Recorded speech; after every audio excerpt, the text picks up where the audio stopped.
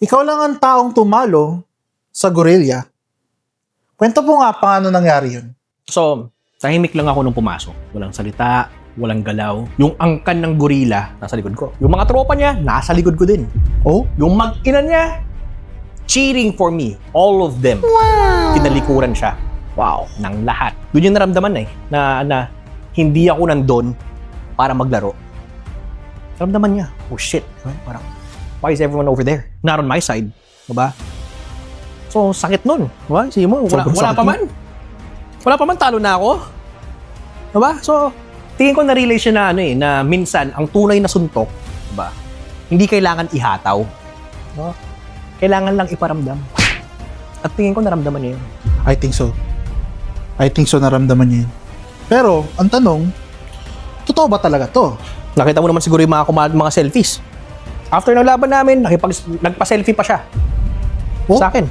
Tapos yun, syempre, ako, I don't hate anyone.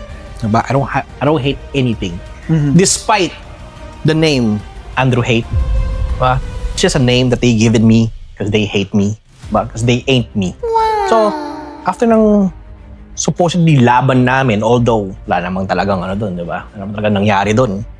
Napakita lang yung dominance ng presence ko, diba?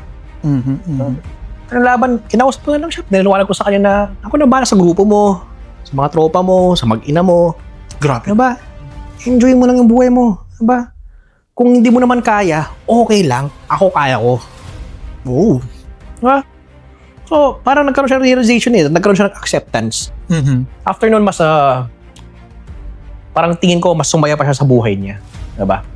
Ayos. So, hindi mo talaga siya sinaktan? Wala! Kahit isang suntok, wala. I dominated with presence.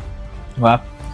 Minsan, hindi mo kailangan lumaban para manalo eh. Kailangan lang maramdaman niya ng kalaban mo, diba? Na wala siyang laban pag dumating ka. Yan lang yun. Bago pa magsimula yung laban, kung pakiramdam ng kalaban, talo na siya, panalo ka na. Yan lang yun.